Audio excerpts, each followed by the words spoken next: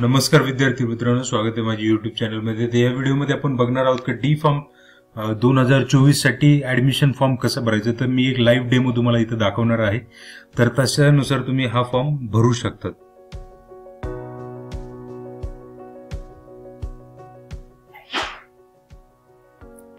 तर मी एक WhatsApp group पण तयार केलेला आहे, तर तुम्ही या व्हॉट्सअप ग्रुपला जॉईन होऊ शकतात. याच्यात सगळे अपडेट्स तुम्हाला दिले जातील. गुगलमध्ये आल्यानंतर टाईप करा डीटीई महाराष्ट्र. आता डीटीई महाराष्ट्र टाईप केल्यानंतर तुम्हाला इथं पहिली वेबसाईट दिसेल डीटीई पोर्टल. आता डीटीई पोर्टलमध्ये तुम्हाला मेन पोर्टलवरती जायचे. तर हे जे आहे डीटीई होम साईट, तिथं व्हिजिट करा आणि तिथं व्हिजिट केल्यानंतर तुम्हाला इथं लिंक दिसेल ऍडमिशनची मेन मेन्यूमध्ये. तर डिप्लोमा आफ्टर 12th, तर याच्यामध्ये डिप्लोमा इन फार्मसी, तर त्याच्यावरती क्लिक करा. तर तुम्हाला असं मेसेज येईल, you will be directed for the external website. आता इथं बघा, ही वेबसाईट मी तशी लिंक मध्ये तुम्हाला टाकून देतो डिस्क्रिप्शन बॉक्सचे. आता इम्पॉर्टंट डेट्स काय आहे हे लक्षात घ्या. आता इथं दिसतंय की फर्स्ट इयर डिप्लोमा साठी ऍडमिशन सुरू झाले आहेत. इम्पॉर्टंट डेट्स बघून घ्या काय काय आहेत. तर याच्यामध्ये इम्पॉर्टंट डेट जे आहे 8 ते 28 ऑगस्ट पर्यंत तुम्हाला हा फॉर्म भरायचा आहे आणि डॉक्युमेंट्स व्हेरिफिकेशन करायचे आहेत. तर आता बरेच स्टुडंट म्हणतात की आपल्याला कॉलेज कधी टाकायचं. ते कॉलेज हे जे आहेत, तर हे आता त्याच्यानंतर प्रोव्हिजनल मेरिट लिस्ट लागते आणि त्यानंतर काही ग्रीव्हियन्स असेल तर तुम्हाला सबमिट करायचा असतो आणि त्यानंतर फायनल मेरिट लिस्ट लागते आणि फायनल मेरिट लिस्ट लागल्यानंतर तुम्हाला कॉलेज टाकायचे असतात. तर या डेट्स चेंज होत असतात. तुम्ही त्या बघत चला वेबसाईटवरती, अपडेटेड डेट्स बघत चला. सध्याच्या तर या डेट्स आहेत. आणि त्यानंतर आहे ऍप्लिकेशन फी. तर ऍप्लिकेशन फी तुम्हाला असणार आहे 400 रुपये ओपन कॅटेगरीसाठी आणि 300 रुपये कॅटेगरीच्या स्टुडंटसाठी. तर हे 300 रुपये तुम्हाला याच्यात भरायचे आहेत किंवा 400 रुपये तुम्हाला भरायचे. तर आता सगळ्यात पहिल्यांदा काय करायचं, इथं न्यू रजिस्ट्रेशन वरती क्लिक करा. न्यू रजिस्ट्रेशन वरती क्लिक केल्यानंतर इथं तुम्हाला फुल नेम टाकायचे. फुल नेम हे तुमच्या 10वीच्या मार्कशीट नुसारच तुम्हाला टाकायचं आहे. त्यानंतर ईमेल आयडी टाकायचा आहे, मोबाईल नंबर टाकायचा आहे. ईमेल आयडी आणि मोबाईल नंबर हा बरोबर टाका, कारण याच्यावरती तुम्हाला ओटीपी येतो. त्यानंतर स्टेट सिलेक्ट करा, ऑटोमॅटिक डिस्ट्रिक्ट त्या सिलेक्ट येतात, स्टेट्स येतात. त्यानंतर पासवर्ड तुम्हाला टाकायचा. पासवर्ड हा 7 ते 15 कॅरेक्टरचा असला पाहिजे आणि त्याच्यामध्ये एक अप्पर केस, लोअर केस अल्फाबेट असला पाहिजे आणि एक नंबर असला पाहिजे. जसं की तुमचं नाव आहे विक्रांत, तर विक्रांत व्ही कॅपिटल टाका आणि बाकीचे स्मॉल मध्ये टाका आणि 1 नंबर पण पाहिजे की 1 2 3 किंवा बर्थ डेट काहीतरी टाकून द्या आणि तोच पासवर्ड पुन्हा इथे टाकायचा आणि रजिस्टर करायचा आहे. आता हे सगळं झाल्यानंतर तुम्हाला एक लॉग इन आयडी येतो. तर तो ओटीपी जसा टाकतात तसं तुम्हाला तो लॉग इन आयडी दिसतो आणि तो मोबाईलवरती पण येतो. त्यानंतर पासवर्ड जो तुम्ही आता सेट केला होता तो पासवर्ड तुम्हाला इथे टाकायचा आणि लॉग इन करायचा आहे. इथं तुम्ही आल्यानंतर बघा, सेशन तुम्हाला 30 मिनिटाचं सेशन दिलेलं आहे. तर हे सेशन मध्ये तुम्हाला भरायचं आहे. जरी लॉग आउट झालं तर पुन्हा लॉग इन करून तुम्ही भरू शकतात. तर ऍप्लिकेशन फॉर्म रजिस्ट्रेशन स्टेटस इथं क्लिक करा. त्यानंतर इथं तुम्हाला फिलअप करायचं आहे टाईप ऑफ कॅन्डिडेट डिटेल. तर इथं डॅशबोर्ड मध्ये तुम्हाला ती लिंक दिसेल. तर याच्यामध्ये शक्यतो बरेचसे उमेदवार हे टाईप एचेच असतात. टाईप एचे म्हणजे ज्यांचं 12वीची झाली, 12वीची झालेली आहे. तर ही 12वी तुमच्या महाराष्ट्रामधूनच झालेली आहे का?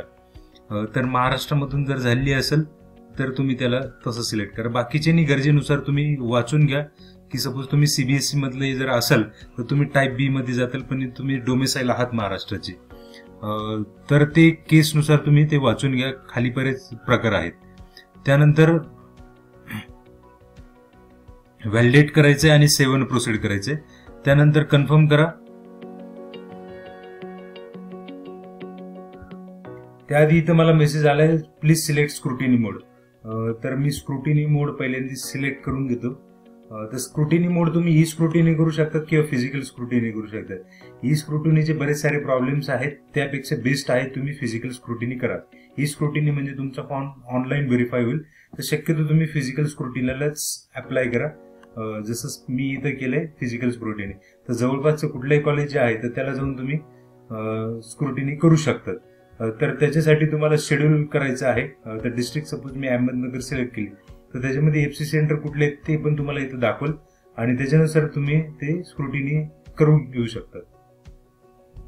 त्यानंतर मी जातोय आता डिस्ट्रिक्ट साठी, तर माझी डिस्ट्रिक्ट कुठली होती 12वीची, तर माझी होती अहमदनगर. तर व्हॅलिडेट करा फॉर्म आणि प्रोसीड करा. कन्फर्म करा तुम्ही डेटा जो भरलाय तो.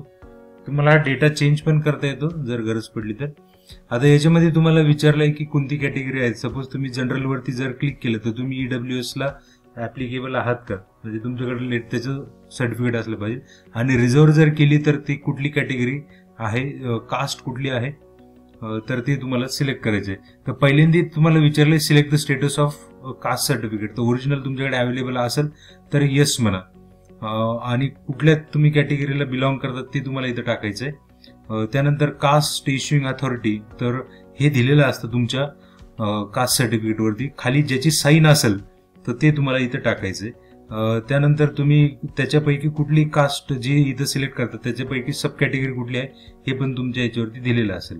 त्यानंतर खाली आले तर तुम्ही कुठले फिजिकली चॅलेंज्ड म्हणजे दिव्यांग व्यक्ती आहात का. जर येस असेल तर क्लिक करा, शक्यतो नोच असतात. आणि येस जर असेल तर तुम्हाला ते सर्टिफिकेट असलं पाहिजे. डिफेन्स चा एक सेपरेट कोटा असतो, तर डिफेन्स मध्ये जर तुमचे आई वडील कोणी असेल तर तुम्ही त्याला येस करा किंवा नो करा. अन्यथा अनाथ आहात का, येस नो तुम्ही बघून घ्या. त्याच्यानंतर नॅशनॅलिटी साठी तुम्ही काय देत आहात, तर याच्यापैकी कुठलं तरी एक सर्टिफिकेट तुम्हाला द्यायचं आहे. तर तुमच्या सपोज नॅशनॅलिटी जर असेल सर्टिफिकेट तर ठीक आहे, नसलं तरी तुम्हाला लिव्हिंग सर्टिफिकेट वरती शक्यतो इंडियन असतंच. तर त्यामुळं इथं येस करून टाका. पण तुम्ही ते चेक करा लिव्हिंग सर्टिफिकेट वरती आहे का पहिल्यांदा, नाहीतर अजून इंडियन पासपोर्ट आहे, बर्थ सर्टिफिकेट आहे, त्यानंतर व्हॅलिडेट करा आणि त्यानंतर प्रोसीड करा. जसंही तुम्ही रिझर्वेशन डिटेल्स भरतात तर तुम्ही बघू शकता की एक एक विंडो आपली क्लिअर होत चाललेली आहे. त्यानंतर तुम्हाला क्वालिफिकेशन डिटेल्स भरायचे आहेत. तर इथं तुमचा बोर्ड सिलेक्ट करा, 12वीचा कुठला बोर्ड होता. तर शक्यतो महाराष्ट्र स्टेट बोर्ड असतो, CBSE ज्यांचा असेल त्यांनी बघून घ्या. त्यानंतर तुमचं पासिंग इयर कुठलं होतं, 2024-23 काय असेल ते.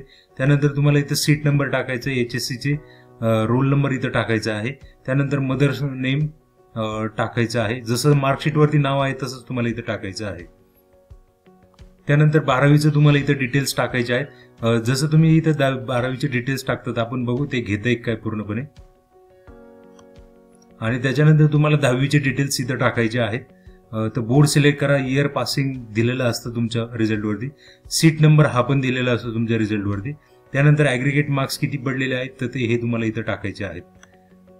त्यानंतर तुमच्याकडे मार्कशीट 10वीची असणारच आहे, ते ऑटोमॅटिक येस आलेलं आहे. व्हॅलिडेट करा आणि सेव्ह प्रोसीड करा. त्यानंतर तुम्हाला इथं पुढे विचारलंय जन्मतारीख तुमची काय आहे, जेंडर, अॅन्युअल फॅमिली इन्कम. तर इथं तुम्हाला रेंज टाकायची आहे, तर तुमच्याकडे उत्पन्नाचा दाखला असेल तर. त्यानंतर तुम्हाला इथं TFWS, ही TFWS जे आहे तर तुम्हाला येस करायचं असेल तर तुम्ही येस करू शकतात. तुम्हाला भरायचा असेल अर्ज तर तुम्ही भरू शकतात. जरी TFWS ची सीट भेटली नाही तरी तुम्हाला तुमच्या कॅटेगरीनुसार पुढची सीट भेटून जाते. त्यानंतर रिलिजन, तर याच्यापैकी कोणतं रिलिजन तुमचं आहे, मातृभाषा कोणती आहे ते इथं तुम्हाला इथं सिलेक्ट करायचं आहे. त्याच्यानंतर कम्युनिकेशन डिटेल्स, तर ऍड्रेस तुम्हाला तुमचं इथं टाकायचं आहे. ग्रामीण भागातले आहेत तर शहरी भागातले, तर ग्रामीण असेल तर ग्रामीण करा, रुरल. त्यानंतर ऍड्रेस इथे टाका. गाव आणि तालुका जसं तुम्ही इथं सिलेक्ट करतात त्याच्यानुसारच तुम्हाला इथं पुढे गाव येतात. त्याच्यानंतर पिनकोड तुम्हाला इथं टाकायचा आहे. मोबाईल नंबर तुमचा ऑलरेडी आहेच आहे. त्याच्यानंतर टेलिफोन नंबर ची काही गरज नाही. आणि त्याच्यानंतर व्हॅलिडेट करा फॉर्म. त्यानंतर तुम्हाला इथं फोटो टाकायचा, तुमचा फोटो अपलोड करायचा आहे. तर फोटो अपलोड करताना इथं चूज करा आणि चूज केल्यानंतर तुम्ही इथं सिलेक्ट करा त्या फोल्डरमधून आणि त्याला नंतर अपलोड करा. त्यानंतर तुम्हाला इथं लिस्ट ऑफ डॉक्युमेंट्स येते, तर लिस्ट ऑफ डॉक्युमेंट्स तुम्हाला इथं भरून काढायचे आहे. तर त्याच्यामध्ये 10वी 12वी लिव्हिंग सर्टिफिकेट जसे तुमचे डॉक्युमेंट्स असतील तसे तुम्ही ते इथं टाकत चला. त्यानंतर हे सगळं झाल्यानंतर तुम्ही व्हॅलिडेट करा फॉर्म आणि त्यानंतर सेव्ह अँड प्रोसीड करा. आता इथं फाईल तुम्ही सिलेक्ट करा. फाईल सिलेक्ट केल्यानंतर तुम्हाला जी पाहिजे असेल ती फाईल तुम्ही इथून घेऊ शकतात,